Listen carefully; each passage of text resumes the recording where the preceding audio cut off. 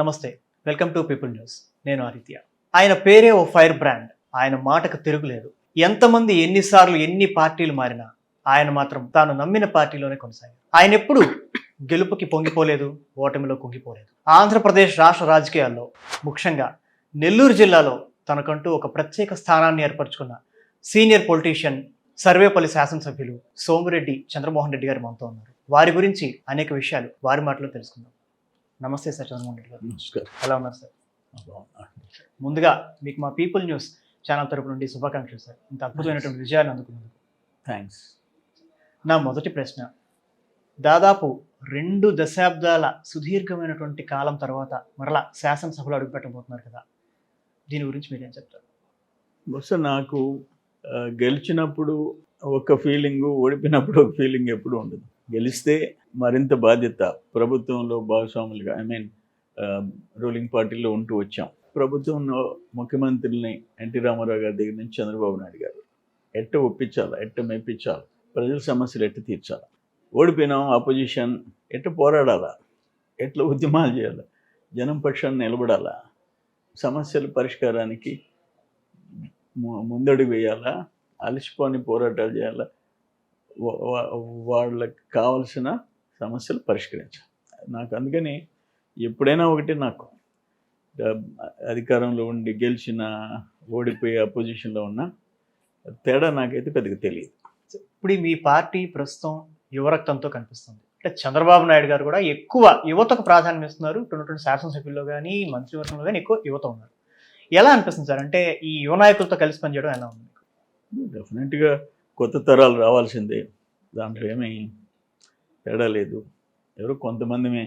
నేను పెద్ద ఎన్టీ రామారావు గారితో కూడా అసెంబ్లీ శాసనసభ్యుడిగా, పార్టీ అధ్యక్షుడిగా సారా వ్యతిరేక ఉద్యమంలో పోరాటం చేసిన సందర్భంలో ఎన్టీ రామారావు గారిని తీసుకొచ్చిన, బహిరంగ సభలు పెట్టించిన, తర్వాత బాబు గారితో క్యాబినెట్లో ఉన్నా, లోకేష్ బాబుతో క్యాబినెట్ కొలీగ్గా ఉన్నా. 3వ తరం. ఇప్పుడు కూడా కొత్త జనరేషన్ రావాలి. ఇప్పుడు కూడా ప్రతి 5 ఏళ్ళకి వచ్చే ఎన్నికయ్యే సభ్యుల్లో కొంత కొత్త తరం రావాల్సిన అవసరం అయితే ఉంది. సార్, మీరు అన్నారు ఉద్యమ నేతగా, ఇందాక అన్నట్టుగా మీరు ఉద్యమ నేతగా మీరు పనిచేశారు, ఒక శాసనసభ్యునిగా చేశారు, అలాగే శాసన మండలి సభ్యునిగా చేశారు, మంత్రిగా చేశారు, అనేక రకాలైనటువంటి బాధ్యతలు అయితే మీరు నిర్వహించారు. మీ బాధ్యతలు అన్నింటిలోకి కూడా అత్యంత సంతృప్తినిచ్చినటువంటి పదవి లేదా బాధ్యత ఏమన్నా ఉందా? ఒక రకంగా చెప్పాలంటే సారా వ్యతిరేక ఉద్యమం, అఖిలపక్ష పార్టీల నేతగా ఆ రోజు ఎన్టీ రామారావు గారు రావటం, మొత్తం 23 జిల్లాల్లో ఒక్క జిల్లా ఆక్షన్స్ ఆపటం, మహిళలకు మద్దతుగా మేము నిలబడటం, సారా నిషేధం సాధించటం, ఇటువంటి ఎప్పుడు ఒక సాటిస్ఫాక్షన్. వాటి మంత్రులైన పదవులు వచ్చినా వాటన్నిటికంటే రైతులకి 1000 ఎకరాలు, ఒక పోర్ట్, ఒక జెన్కో, ఒక రిలయన్స్, వాటికి భూసేకరణ 3 లక్షలు అంటే 6 లక్షలు, 6 లక్షలు అంటే రాజశేఖర రెడ్డి గారు సీఎంగా, నేను ఓడిపోయిన ప్రతిపక్షాల్లో ఉన్న, అపోజిషన్లో ఉన్న మాజీ మంత్రిగా, మళ్ళీ ఆయన దగ్గరికి వెళ్ళి అక్కడ ఫైట్ చేసి తెచ్చుకున్నాం. హైటెన్షన్ ట్రాన్స్మిషన్ టవర్స్ 50,000, 60,000 6 రాష్ట్రాలకు 6 లైన్లు పోతున్నాయి, ఇతర రాష్ట్రాలకు పోతున్నాయి. 50,000 ఇస్తుంటే పోరాడి పవర్ గ్రిడ్ కార్పొరేషన్ నిలబెట్టి 3,50,000 రూపాయలు చేయించుకో. ఇటువంటివి పోరాటాల్లో సాధించినవి జీవితంలో మర్చిపోలేం.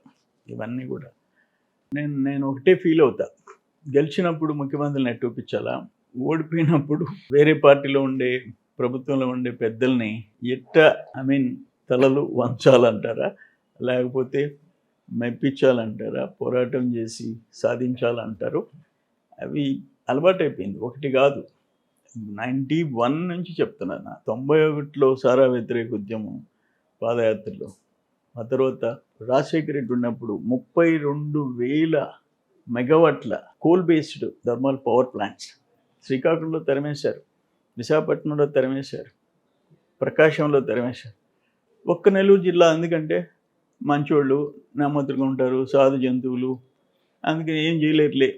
32,000 మెగావాట్స్. అప్పుడు అఖిలపక్ష పోరాట కమిటీ, కాలుష్య వ్యతిరేక పోరాట కమిటీ, సిపిఎం, సిపిఐ, కాంగ్రెస్, సారా వ్యతిరేకంలో ఏ పార్టీలు ఉన్నామో ఇప్పుడు ఆ గ్రాన్ని తగ్గించి ఓన్లీ జెన్కో అండ్ సెమ్కార్, అట్లా అనేక సమస్యల మీద పోరాడాం, ప్రజల కోసం సాధించాం. ఒక 6,000 కోట్లతో. కండలేరు ఉండేదే 2,50,000 ఎకరాలకి నీటి సప్లై చేయాలా. నెల్లూరు జిల్లా 50,000 ఎకరాలు, చిత్తూరు జిల్లా 15 టీఎంసీ తమిళనాడు. దాంట్లో కిరణ్ కుమార్ రెడ్డి గారు ఆయన చిత్తూరు జిల్లాకి నీళ్లు కావాలని ఉండొచ్చేమో. 11,000 కోట్లతో పంపింగ్ చేసి చిత్తూరు తీసుకుపోవాలంటే మాకే షార్టేజ్ ఉన్నాయి. 3 టీఎంసీ సొంత క్యాచ్మెంట్ ఏరియా. 11,000 crores ఏంటి? 14లో మేము పోరాటం చేసాము అపోజిషన్లో. 14లో మా గవర్నమెంట్ వచ్చింది. ఇచ్చిన వర్క్ ఆర్డర్స్ కాంట్రాక్టర్స్ వచ్చి నన్ను చేతులు పట్టుకుని, అయ్యా నీకు కావాల్సిన పర్సంటేజ్ ఇస్తామంటే first phase 6,000 crores work orders ఇచ్చిన దాన్ని ఆపి క్యాన్సిల్ చేయించాం. ఎందుకోసం? 3 లక్షల ఎకరాలు నెల్లూరు జిల్లా, చిత్తూరు జిల్లా, తమిళనాడుకి త్రాగునీరు, తెలుగంగ ప్రాజెక్ట్. ముఖ్యమంత్రి గారిని మధుకృష్ణారెడ్డి గారు మన జిల్లా కదా అన్నా కూడా, మీ ఈ డబ్బులు ఏట్లు వేసినట్టు సార్ 11,000 కోట్లు, దయచేసి క్యాన్సిల్ చేసుకొని హంద్రీనివా గాలేరు నగర్ గుండా ఖర్చు పెట్టుకొని మేము నీళ్లు తీసుకోబండి పుష్కలంగా అని బాబు గారు ఒప్పుకున్నారు. ఆ రోజు చంద్రబాబు నాయుడు గారు ఏంటంటే, ఎన్టీ రామారావు గారు చంద్రబాబు నాయుడు గారు చెప్తే, నచ్చ చెప్తే, ఆ కరెక్ట్ వాళ్ళని కన్విన్స్ చేస్తే, ఫ్యాక్ట్స్ ఆ రిపోర్ట్లు ఇచ్చి చేస్తే వాళ్ళు వినేవాళ్ళు. రాత్రి 11 గంటకి జీవోలు తెచ్చిన సందర్భాలు ఉన్నాయి. నేను చంద్రబాబు నాయుడు గారు, ఎన్టీ రామారావు గారి జీవీకే బీబీఐ 2,200 ఎకరాలు 2 బస్సులు వేసుకుపోయి ఎన్టీఆర్ తిరిగిపోతే, 24 hours లోపు దీన్ని క్లియర్ చేయండి అని ఆనాటి finance and revenue minister Chandrababu నాయుడుకి చెప్పి రేటు 35,000 60,000 చేయించుకున్నాం. మొన్న ఉన్న 5 సంవత్సరాలు జగన్మోహన్ రెడ్డి రాజశేఖర్ తిరిగిపోయి నేను కన్విన్స్ చేసి 1,70,000 పెంచిచ్చాను, 6,000 ఎకరాలు. ఈరోజు జగన్మోహన్ రెడ్డి వాళ్ళ మంత్రులు, వాళ్ళ ఎమ్మెల్యేలు గడప తొక్కలేకపోయినారు. సర్వనాశనం అయిపోయింది రాష్ట్రం.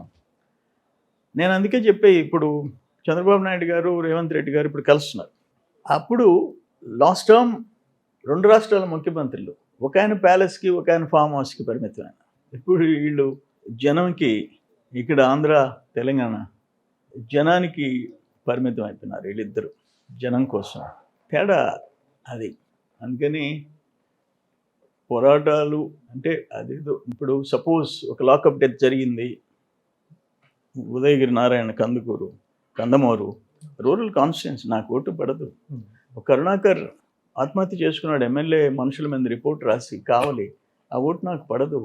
ఒక రైతు పోరు, రాష్ట్రమంతా మీటింగ్లు పెట్టాము, మోటార్లకు మీటర్లు, రైతులకు మెడకు ఉరితాడని.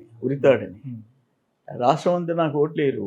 సమైక్యాంధ్ర కోసం శ్రీకాకుళం నుంచి అనంతపురం దాకా సభలు పెట్టాం, ఆ ఓట్లు మాకు పడవు. మన జగన్మోహన్ రెడ్డి టైంలో కరువులు అల్లాడిపోతుంటే మొత్తం కరువు ప్రాంతాలంతా పర్యటించాం. సో అట్లా అలవాటైపోయింది అది. జక్కా వెంకయ్య గారు కీర్తిశేషులు, సిపిఎంలో 2 సార్లు ఎమ్మెల్యే ఉన్నారు ఆయన. పంజుల దశరామయ్య గారు సిపిఐ నాయకులు, వరదయ్య గారు బీజేపీ నాయకులు. అంటే ఇప్పుడు జక్కా వెంకన్న గారు, వరదయ్య గారు ఇద్దరు లేరు, కీర్తిశేషులు. వాళ్ళందరూ నన్ను నడిపించారు. నన్ను ముందు నడిపించే ఉద్యమాల్లో వాళ్ళ సపోర్ట్ ఇచ్చారు. అట్లా జరిగిపోయింది ఇప్పుడు దాకా. గెలుస్తాము అని అనుకొని ఉంటారేమో, కానీ మరి ఈ స్థాయిలో ఒక ప్రభంజనంలాగా, ఒక వేవ్ లాగా వచ్చేస్తే మరి 164 సీట్లు వస్తాయని అసలు ఎక్స్పెక్ట్ చేశారా? అంటే 135తో స్టార్ట్ అవుతామని చెప్పేసి మాకు నమ్మకం. అది ఎంతకైనా పోవచ్చు, 150 అట్టు పోవచ్చు అని. నేను లాస్ట్ ఇయర్ మహానాడు రాజమండ్రిలో జరిగినప్పుడు తిరిగి వచ్చేటప్పుడు గోదావరి జిల్లాలో ఏలూరులో ఆగాము, అక్కడ చింతమనేని ప్రభాకర్ గారి ఇంట్లో ఆగాము. అక్కడ గోదావరి జిల్లాలో వాళ్ళు చెప్పినప్పుడు ఆ నమ్మకం వచ్చింది. మొత్తం 2 గోదావరి జిల్లాలు ఉమ్మడి, ఉత్తరాంధ్ర 3 జిల్లాలు కలిపి వైసీపీకి 15 సీట్లు కూడా రావు అని పందాలు జరుగుతున్నాయి అని చెప్పారు అప్పుడు. అంటే 70 చిల్లరికి 15 రావు అంటే అప్పుడే ఒక ట్రెండ్ ఇది అని చెప్పేసి మాకు అర్థమైపోయింది. అది రాను రాను ఎలక్షన్కి వచ్చేటప్పటికి ఇంకా ఎక్కువైంది. అది లాస్ట్ ఇయర్ మహానది. ఆ తర్వాత బాబు గారిని అరెస్ట్ చేసిన తర్వాత జనంలో ఒక తిరుగుబాటు వచ్చింది. అంటే నేనేమంటానంటే, ఒక నియంత పరిపాలిస్తే ప్రజలు తిరగబడితే ప్రపంచంలో చూసాం చాలా దేశాల్లో, అటువంటిది ఇక్కడ ఆంధ్రప్రదేశ్లో ప్రత్యక్షంగా మనం చూడగలిగాం. సర్వేపల్లి అభివృద్ధికి మీ దగ్గర ఉన్నటువంటి ప్రణాళికలు ఏంటి? అంటే ఈ రాబోయే 5 ఏళ్లలో మీరు చేపట్టబోయేటువంటి చర్యలు ఎలా ఉంటాయి సర్వేపల్లి అభివృద్ధి కోసం? అయ్యా మాకు జిల్లాలో దగదత్తి ఎయిర్పోర్ట్ ఆనాడు ముఖ్యమంత్రిగా చంద్రబాబు నాయుడు గారు 2018లో ఫౌండేషన్ వేసాడు. దగదత్తి ఎయిర్పోర్ట్ తెచ్చుకోవాలా, దుగరాజపట్నం పోర్టు తెచ్చుకోవాలా, కృష్ణపట్నం కంటైనర్ పోర్టు కాకాని దెబ్బ అబ్బా అన్నది వెళ్ళిపోయింది. 10,000 మంది బయట, 2,000 మంది లోపల బయట రోడ్డు మీద పడ్డారు. దానికోసం మళ్ళీ తిరిగి పోరాడాలా. అదానీ గారు కాళ్ళైనా పట్టుకుంటానని చెప్పా, లేకపోతే పోరాటాలు మాకు కొత్త కాదని చెప్పా. ఇవన్నీ ఇరిగేషన్ అయితే భ్రష్టు పట్టిపోయింది. ఆయన ఉన్నాడు కదా, అరగంట master, dance master Ambati incharge minister. మాకు సర్వనాశనం అయిపోయింది జిల్లా. సోమశిల ప్రాజెక్టుకే ముప్పు వచ్చేసింది, ఆప్రాన్ దెబ్బతిన్నది. దాన్ని ఇప్పుడు మీటింగ్ పెట్టుకున్నాం నారాయణ గారి ఇంట్లో. అది ఫస్ట్ ప్రయారిటీ. ఈ అనేక ఇరిగేషన్ ఆన్గోయింగ్ వర్క్స్ అన్ని 5 ఏళ్లలో ఆపేసేసారు. ఇవన్నీ చేసుకోవాలి. సర్వేపల్లిలో ఉన్నాయి, జిల్లాలో ఉన్నాయి. అందరం కలిసి ఇప్పుడు మీటింగ్ పెట్టుకున్నాం ఇప్పుడే. దాదాపు 9 మంది మంత్రులు, ఎమ్మెల్యేలు కలిసి 9 మంది అటెండ్ అయినాం. మా ముందు ఏమేమి టార్గెట్స్ ఉన్నాయో అవన్నీ మాట్లాడుకున్నాం. అందుకని ప్రజలు మాకు బాధ్యత ఇచ్చారు. అదేదో వైసీపీ గవర్నమెంట్లో మాదిరిగా మట్టి, ఎర్రమట్టి, తెల్లరాయి, అది అవి ఉన్నాయి కదా, జే బ్రాండ్ మందులు అమ్ముకోవటం, ఇటువంటి వాటికి కాదు. ప్రజలు మమ్మల్ని ఆశీర్వదించి గెలిపించింది జనం కోసం బతకమని. వాళ్ళు ధనం కోసం బతికేవాళ్ళు. వైసీపీ వాళ్ళు ధనం కోసం బతికారు, మేము జనం కోసం బతుకుతాం. 1992 నుండి సుదీర్ఘమైనటువంటి రాజకీయ ప్రయాణం చేస్తున్నారు. ఇన్నేళ్లలో ఎప్పుడైనా రాజకీయాలు మనకు వద్దు అని చెప్పి వెనక్కి వెళ్ళిపోదాం అని ఎప్పుడన్నా మీకు అనిపించింది? అంటే ఇది ఒక సంఘటన. నాకు ఎప్పుడు అనిపించలే. మేమంతా కుర్రోళ్ళం కదా, యంగ్స్టర్స్ కదా, అందుకని అటువంటి ఫీలింగ్. నేను ఎప్పుడు నాకు ఏజ్ ఎంతో అసలు ఫీలింగ్ ఏమి ఉండదు. 87 కోఆపరేటివ్ సెంట్రల్ బ్యాంక్ చైర్మన్. మా మేనమావ నల్లపరెడ్డి శ్రీనివాస్ రెడ్డి గారు ఉన్నప్పటి నుంచి, ఆయన 10 సంవత్సరాల మంత్రి, నేను 7 సంవత్సరాల మంత్రి. మంత్రులు ఉన్నప్పుడైనా, ఎమ్మెల్యేగా ఉన్నప్పుడైనా, మాజీ ఎమ్మెల్యేలైనా మాకు ఆ ఫీలింగ్ ఉండదు. రాజకీయాలు అంటే నిద్రలేని రాత్రులు అనుభవించా. ప్రజల్లోకి వాళ్ళు పెట్టిన లాస్ట్ 5 years మేము అనవళ్ళతో పోరాడాము, నెదురుమల్లడితో పోరాడాము, రాజశేఖర రెడ్డితో పోరాడాము. కానీ ఎప్పుడు ఇటువంటి దుర్మార్గాలు, వాళ్ళు దాడి చేసి వాళ్ళు నాన్ బెయిలబుల్ కేసులు, వాళ్ళు దాడులు చేసి వాళ్ళు SC/ST కేసులు, ఎంతమందిని జైలుకి పంపించారు. వాటిల్లో నేను కడప, రాజంపేట ఇన్ఛార్జిగా ఉంటా. నేను ఇన్ఛార్జ్ మినిస్టర్గా ఉన్నా, ఇన్ఛార్జ్. మొన్న ఏదో పొంగనూరు జరిగినాయి. కానీ కడప జిల్లా వరకు తీసుకుంటే నెల్లూరు జిల్లానే దుర్మార్గాలు ఎక్కువ. కడప బెటర్ అనిపించింది నాకు. ఇంత హరాస్మెంట్ లేదు, ఇన్ని వేధింపులు లేవు, ఎంతమందిని జైళ్ళు, ఎన్ని వేల కేసులు పెట్టారు. భూములని పైప్ లైన్ కట్ చేసేస్తున్నారు, చెట్లు నరికించారు. సర్వేపల్లి ఎప్పుడన్నా చూసామా? కడపలో వినేది, అనంతపురంలో వినేది. సర్వేపల్లిలో ఆయన చేయించిన పనులు ఎన్ని వందల ఎకరాలు. ఇప్పుడు ఆ శాశ్వత భూ హక్కు చట్టం POT అని చెప్పేసి దాదాపు 1000 ఎకరాల స్కామ్ ఒక సర్వేపల్లిలో ఉంది. అన్ని విచారణ చేయిస్తాం. పార పెట్టకుండా, ఒక JCB దిగకుండా, ఒక పొక్లైన్ దిగకుండా, ఒక O&M ఆపరేషన్ అండ్ మెయింటెనెన్స్, ఒక FDR ఫ్లడ్ డ్యామేజ్ రిపేర్స్, ఒక రెగ్యులర్ ఫండ్స్, ఒక NRA, ఎన్ని వందల కోట్లు ఒక్క సర్వేపల్లిలో. నెల్లూరు జిల్లాలో బురదలో నీళ్లు కలిపేసేసినారు. ఫస్ట్ క్రాప్ 3 లక్షల ఎకరాలు బీడు. ఫస్ట్ క్రాప్ 3 లక్షల ఎకరాలు బీడు. ఆ బిడ్డలు, ఆ రైతులు 5 ఎకరాలు 2 ఎకరాలు పండాల, పిల్లలకి గడుపు నిండా అన్నం పెట్టాలి. ఫస్ట్ క్రాప్ పెట్టుకున్నారు. ఎవరి వల్ల? వీళ్ళ దురాశ వల్ల, వీళ్ళ దోపిడీ వల్ల. అవన్నీ విచారణ జరిపించాలా, వీటన్నిటిని ట్రాక్లో పెట్టుకోవాలా. ఇప్పుడు ఫైనాన్షియల్ క్రైసిస్లో రాష్ట్రం ఉంది, అయినా రైతులకు అవసరమైన పనులు చేయించుకోవాలా, కనీస వసతులు కల్పించాలా. ఈ బాధ్యతలన్నీ మా మీద ఉన్నాయి. సరే, ఎలా సార్ ఇన్నేళ్లుగా ఒకే పార్టీలో కంటిన్యూ అవుతారు? ఎప్పుడు బోర్ కొట్టలేదు మీకు? నాకు జనార్దన్ రెడ్డి గారు చెప్పి పంపించారు, ఇందిరాభవన్ హ్యాండ్ ఓవర్ చేస్తాము, చంద్రమోహన్ ఎందుకు ఆ పార్టీలో వచ్చేయమని. మా తండ్రి గారి స్నేహితుల ద్వారా నేను సున్నితంగా తిరస్కరించిన. ఆయనకి నా మీద చాలా అభిమానం ఉండేది. నేను స్టంట్ పెట్టుకొని ఉంటే, ఆయన నిమ్స్లో నేనుంటే వీల్ చైర్లో వచ్చాడు, నన్ను చూసేదాన్ని. ఏందన్నా మీరు రావటం అంటే, నేను రాక నువ్వు వస్తావా, నీకు బాగాలేకపోతే అన్నాడు.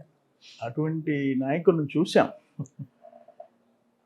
రాజశేఖర రెడ్డి గారు చెప్పి పంపించారు నన్ను పార్టీలో చైర్మన్ చంద్రమోహన్ అని. మా బంధువుల ద్వారా వరప్రసాద్ రెడ్డి గారు శాంతబయోటిక్స్ చైర్మన్, ఆయనతో చంద్రమోహన్ రావచ్చు కదా పార్టీలో ముఖ్యమంత్రిగా, ఆయన ఫస్ట్ టైం ముఖ్యమంత్రి.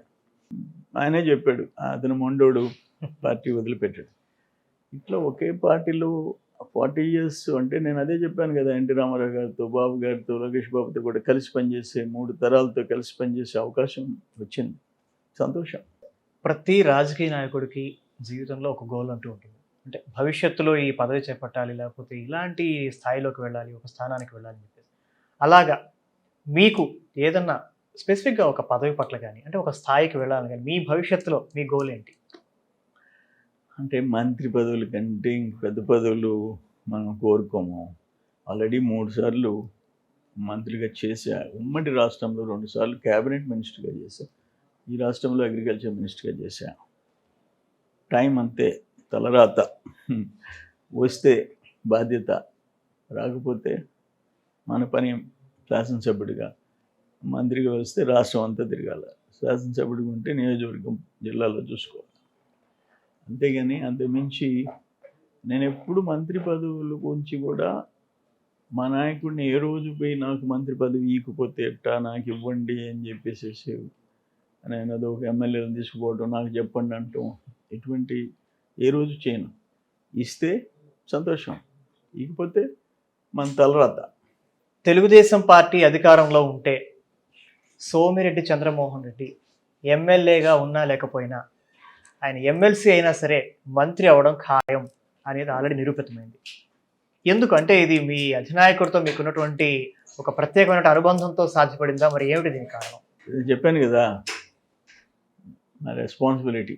ప్రజలు ఆశీర్వదించినారు, వాళ్ళ కోసం పనులు చేయటం, వాళ్ళ సమస్యలు పరిష్కరించటం. ప్రత్యేకంగా గిరిజనులు, నేను ఒకటే అనుకున్నా, అత్యంత పేదరికంలో ఉండేవాళ్ళు గిరిజనులు, దాంట్లో చదువులు ఆపేసేవాళ్ళు గిరిజనులు, మోసపోయేవాళ్ళు గిరిజనులు. వాళ్ళ కోసం ఎక్కువ నియోజకవర్గంలో గిరిజనుల భవిష్యత్తు గురించి ఎక్కువ కాన్సన్ట్రేట్ చేస్తామనే టార్గెట్ పెట్టుకున్నా. That's enough. చాలా ధన్యవాదాలు సార్. బాగా మీ విలువైన సమయాన్ని ఇచ్చి మీ యొక్క అమూల్యమైనటువంటి విషయాలు మాతో పంచుకున్నందుకు చాలా ధన్యవాదాలు సార్.